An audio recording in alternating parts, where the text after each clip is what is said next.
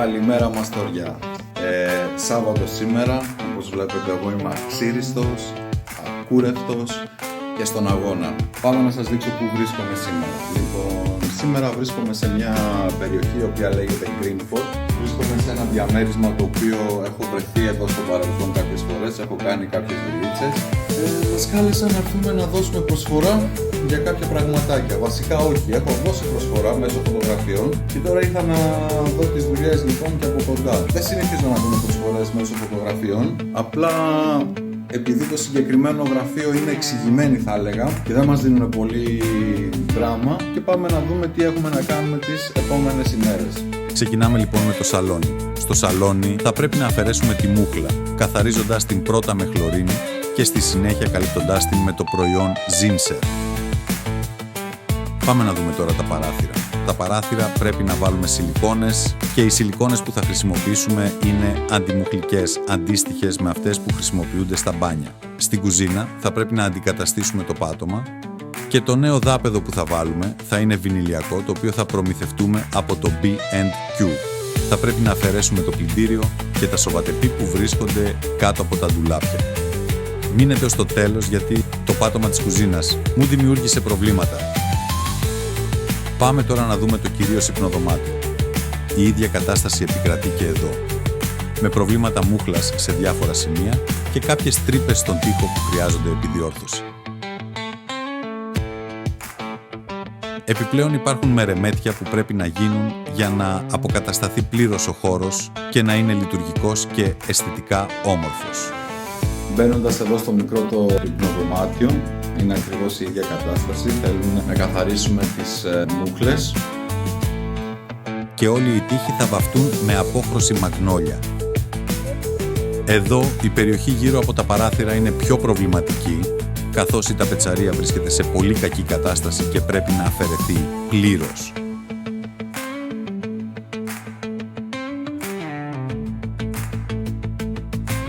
Τώρα, πάμε να δούμε τι έχουμε να κάνουμε στο μπάνιο. Πρέπει να αφαιρέσουμε τις σιλικόνες γύρω από την ντουζιέρα, καθώς έχουν μαζέψει μούχλα. Αυτό αποτελεί μεγάλη πρόκληση, καθώς οι σιλικόνες είναι εκεί για αρκετό καιρό και είναι πολύ δύσκολο να αφαιρεθούν. Κοιτώντας τες, προσπαθώ να βρω τρόπους για να τις καθαρίσω εύκολα. Και τότε μου ήρθε μια ιδέα. Δεν θα το πιστέψεις τι εργαλείο σκέφτομαι να χρησιμοποιήσω. Και όχι, δεν είναι το κοπίδι ή η κλασική σπάτουλα. Έχω κάτι πολύ πιο αποτελεσματικό στο μυαλό μου. Θα αλλάξουμε και το πάτωμα στο μπάνιο. Παρόλο που έχει αρκετές γωνίες και θα χρειαστούν πολλά κοψίματα, το έκανα παιχνιδάκι με τον δικό μου τρόπο.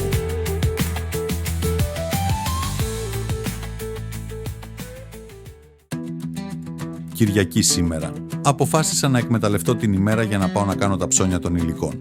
Ενώ οι περισσότεροι χαλαρώνουν, εγώ προτιμώ να είμαι μπροστά, εξασφαλίζοντας ότι όλα θα είναι έτοιμα για να ξεκινήσουμε τη Δευτέρα.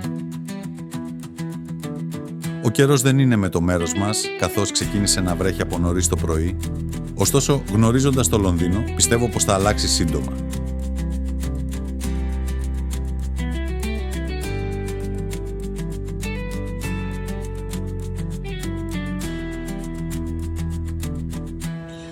Λοιπόν, και αφού κάναμε 25 λεπτά δρόμο, τώρα φτάσαμε εδώ στο B&Q στο Enfield. Πάμε να δούμε για τα υλικά, να πάρουμε, είπαμε, την μπογιά και θα χρειαστούμε και το πάτωμα, το vinyl short. Αλλά πρώτα απ' όλα πρέπει να βρούμε καροτσάκι. Αυτό εδώ είναι που θα μας κάνει δουλειά. Για να δούμε. Όχι ρε γαμότο, έχω καθόλου ψηλά. Τυχερός ήμουνα, μιας και βρήκα μια λίρα. Πάμε μέσα τώρα. Μπαίνοντας στο πολυκατάστημα, το πρώτο πράγμα που αντικρίζουμε είναι οι μπογιές, ακριβώς στην είσοδο. Χωρίς να χάσω καθόλου χρόνο, το πρώτο πράγμα που έκανα ήταν να πάω στο τμήμα με τα πατώματα. Πώς βλέπετε τις τιμές εδώ σε σχέση με την Ελλάδα? Γράψτε μου στα σχόλια.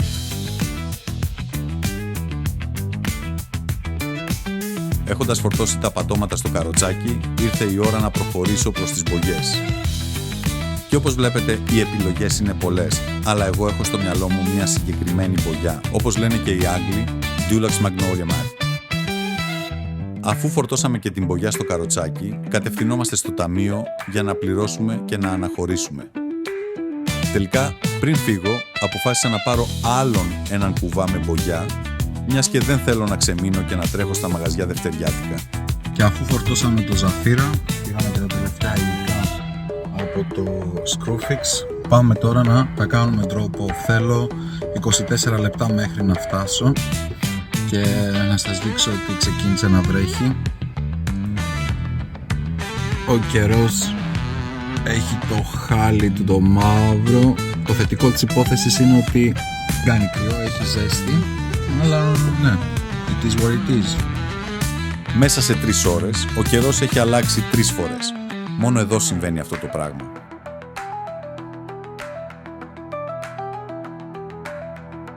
Αφού έφτασα λοιπόν στο Greenford, η πρώτη μου κίνηση ήταν να βάλω τα υλικά στη σωστή τους θέση.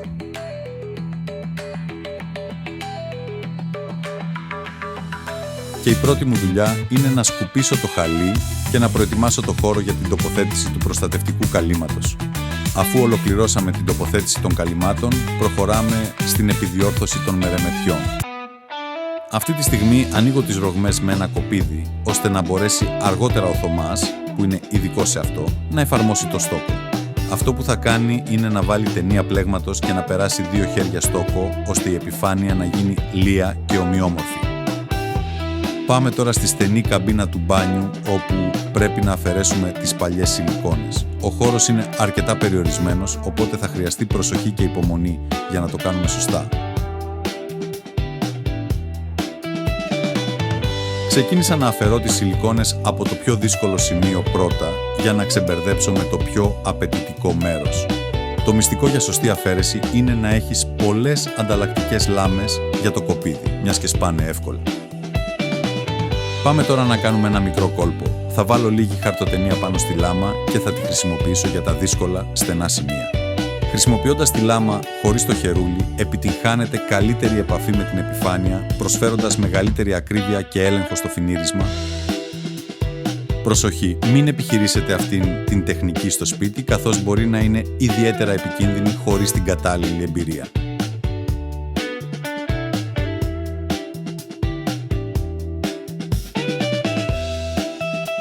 Ήρθε η ώρα για το μυστικό όπλο. Να σας πω πρώτα πως η αφαίρεση της σιλικόνης πρέπει να γίνει τέλεια. Δεν πρέπει να αφήσουμε υπολείμματα, γιατί αν το κάνουμε, η καινούρια σιλικόνη δεν θα εφαρμόσει σωστά και δεν θα έχουμε σωστή στεγανοποίηση. Γι' αυτό παρήγγειλα αυτόν τον δίσκο γυαλίσματος για τον τροχό. Ο δίσκος αυτός είναι φτιαγμένος από βαμβάκι και βοηθά στο να απομακρυνθούν ακόμα και τα τελευταία υπολείμματα. Είναι η πρώτη φορά που τον δοκιμάζω και βλέπω ότι λειτουργεί πολύ καλά. Αυτό που παρατήρησα είναι πως, εκτός από τις σιλικόνες, αφαίρεσε και την μπογιά από τον αλουμινένιο σκελετό. Βέβαια, όταν έπεσε η μπαταρία του τροχού και είχε λιγότερες στροφές, δεν αφαιρούσε πλέον την μπογιά. Μακάρι να είχα έναν τροχό με ρυθμιζόμενες στροφές. Ας δούμε τώρα τι κάνει ο Θωμάς.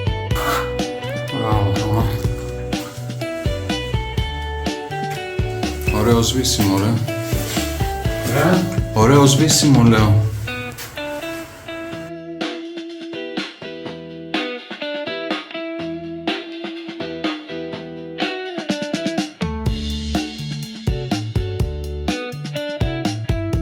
Παρόλο που το άνοιγμα των ρογμών είναι σχετικά μικρό, παρατηρούμε τον Θωμά να εφαρμόζει μεγαλύτερη ποσότητα στόκου.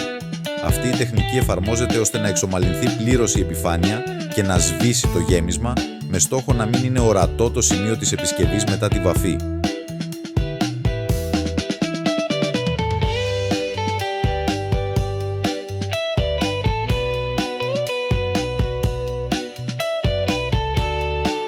Πάμε τώρα να προετοιμάσουμε το δάπεδο του μπάνιου.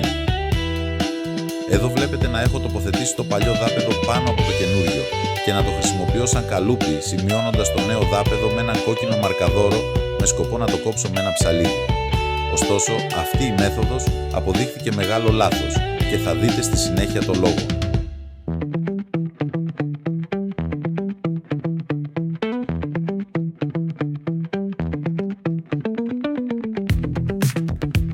Ξεκινάω την κοπή του δαπέδου με προσοχή, αφαιρώντας πρώτα τα μικρότερα κομμάτια. Με αυτόν τον τρόπο μπορώ να χειρίζομαι το υλικό πιο εύκολα και να εξασφαλίσω μεγαλύτερη ακρίβεια στο τελικό σχήμα. Η διαδικασία γίνεται σταδιακά με έλεγχο σε κάθε βήμα.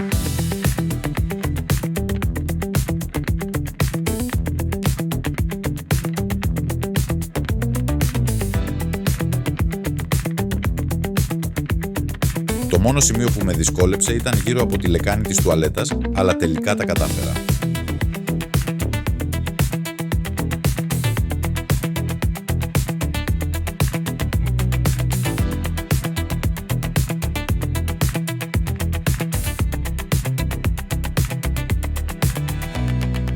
Με την κοπή ολοκληρωμένη περνάω τώρα στο στάδιο της τοποθέτησης, ελέγχοντας προσεκτικά την εφαρμογή σε κάθε σημείο. Όπως βλέπετε και καταλαβαίνετε, θα ήταν πολύ πιο δύσκολο αν δεν είχα κόψει το δάπεδο από την αρχή. Οι διαστάσεις του ήταν 2 μέτρα επί 4 και αν προσπαθούσα να το τοποθετήσω ολόκληρο, το μέγεθος και ο όγκος του θα δυσκόλευαν πολύ τον χειρισμό, ειδικά μέσα σε έναν τόσο περιορισμένο χώρο όπως το μπάνιο. Πάμε τώρα να απλώσουμε το δάπεδο και να κόψουμε λίγο τις άκρες. Εδώ είναι και το σημείο που μετανιώνω που το σημάδεψα με κόκκινο μαρκαδόρο. Είχα ελπίσει πως όταν θα έκοβα τις άκρες, το δάπεδο θα ήταν αρκετά μεγάλο ώστε να αφαιρεθεί και το σημάδι του μαρκαδόρου. Δυστυχώς αυτό δεν έγινε. Ας δούμε τώρα αν η σιλικόνη μπορεί να βελτιώσει την κατάσταση. Και πράγματι, σε ορισμένα σημεία, τα σημάδια του μαρκαδόρου θαύτηκαν κάτω από τη σιλικόνη και δεν είναι πλέον ορατά. Σε μερικά σημεία δυστυχώς τα σημάδια του μαρκαδόρου φαίνονται ακόμα. Δεν είναι κάτι τραγικό, αλλά σίγουρα δεν είναι και το ιδανικό. Για να το διορθώσω, περίμενα να στεγνώσει η σιλικόνη και στη συνέχεια εφάρμοσα ένα λίγο πιο χοντρό στρώμα από πάνω. Ήρθε η ώρα να περάσουμε και στην αφαίρεση του παλιού δαπέδου της κουζίνας. Όπως βλέπετε, αφαιρώ πρώτα τα περβαζάκια και στη συνέχεια θα χαλαρώσω ένα από τα ποδαράκια στήριξης των ντουλαπιών προσωρινά για να αφαιρέσω το δάπεδο. Με αυτόν τον τρόπο, τα ντουλάπια δεν θα πέσουν καθώς στηρίζονται από τα υπόλοιπα ποδαράκια.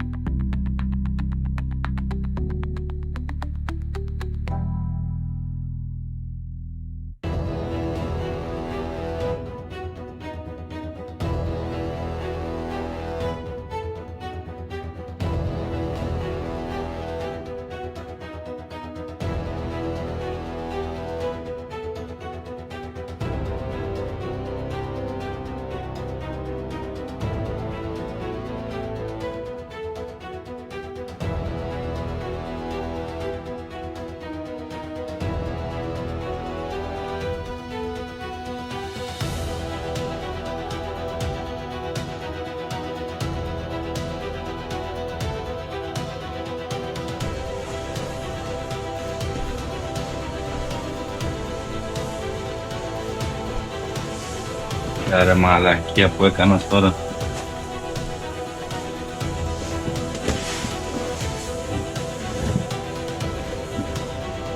Τώρα μαλακία που έγινε. Βάλουμε κόλλα ρε κάτι, δεν μπορείς.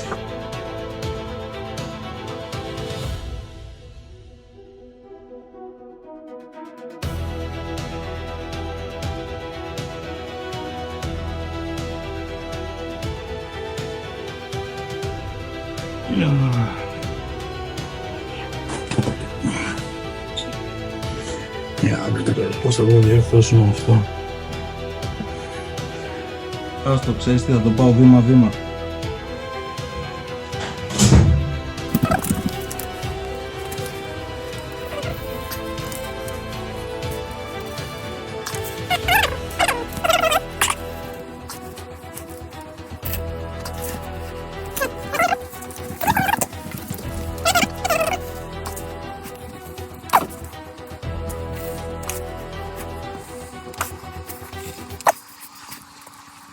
Για να δούμε, αφού βγάλαμε τώρα το κομμάτι, η στιγμή της αλήθειας το μόνο. Θα πιάσει ή κάναμε μία τρύπα στο νερό?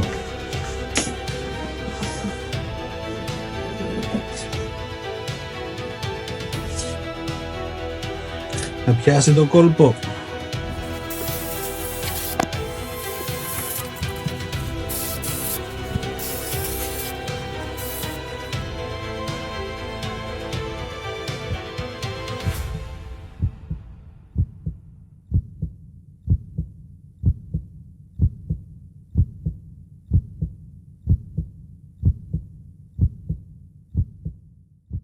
Καλημέρα στην ομάδα. Μόλις έφτασα στο Greenford και πρώτη μου ανησυχία είναι να δω τι έχει γίνει με το πάτωμα που πατεντάραμε χθες. Πάμε να δούμε. Λοιπόν, από πρώτης όψεως φαίνεται ότι δεν έχει γίνει τίποτα απολύτως. Ότι όλα είναι normal. Για να πάμε και από κοντά.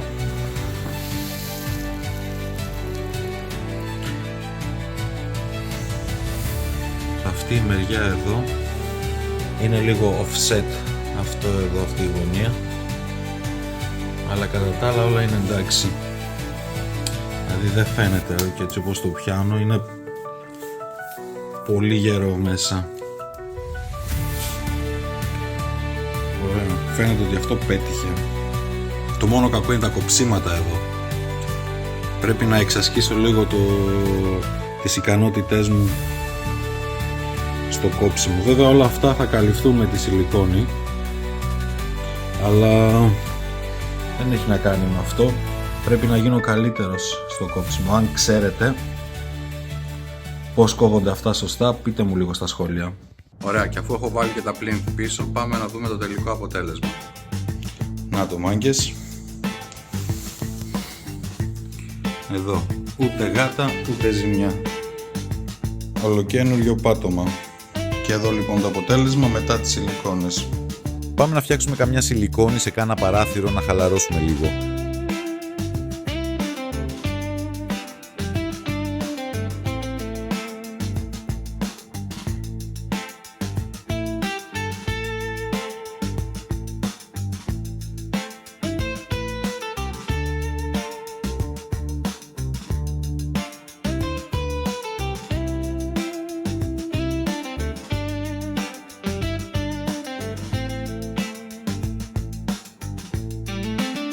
Εδώ βλέπετε η σιλικόνη από το παράθυρο να ξεφλουδίζει αρκετά ευκολότερα από ότι η σιλικόνη του μπάνιου.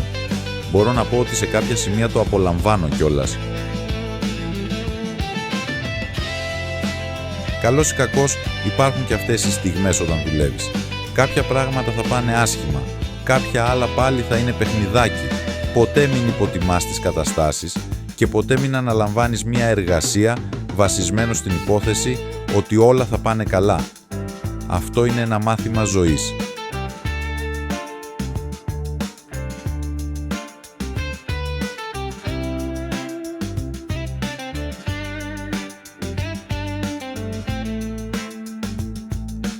Αφού αφαιρέσαμε λοιπόν τις σιλικόνες, πάμε τώρα να δούμε ποιο εξάρτημα είναι το πιο κατάλληλο για να εφαρμόσουμε τη νέα σιλικόνη.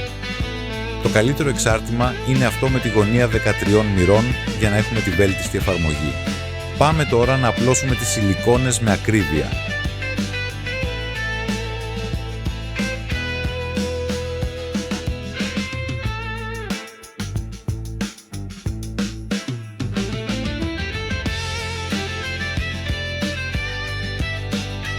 Αυτή η σπάτουλα είναι μέχρι στιγμής το καλύτερο εργαλείο που έχω χρησιμοποιήσει για να απλώνω τις σιλικόνες.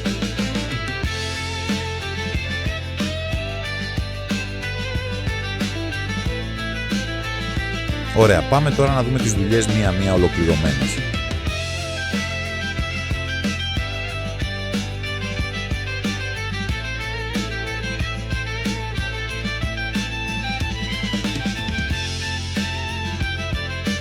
Και κάπου εδώ ολοκληρώνουμε τις εργασίες μας. Ελπίζω να βρήκατε χρήσιμες τις πληροφορίες και τις τεχνικές που μοιράστηκα μαζί σας. Όπως πάντα, κάθε project έχει τις προκλήσεις του, αλλά και τη χαρά της δημιουργίας. Σας ευχαριστώ που παρακολουθήσατε και τα λέμε στο επόμενο βίντεο με ακόμα περισσότερες ιδέες, λύσεις και λίγη δράση παραπάνω. Πείτε μου στα σχόλια ποιο από όλα όσα είδατε θα θέλατε να δούμε πιο αναλυτικά ή να σας δώσω επιπλέον συμβουλές. Αν υπάρχουν σημεία που σας δυσκολεύουν, γράψτε τα και θα ετοιμάσω ένα ξεχωριστό βίντεο για να τα εξηγήσω με κάθε λεπτομέρεια.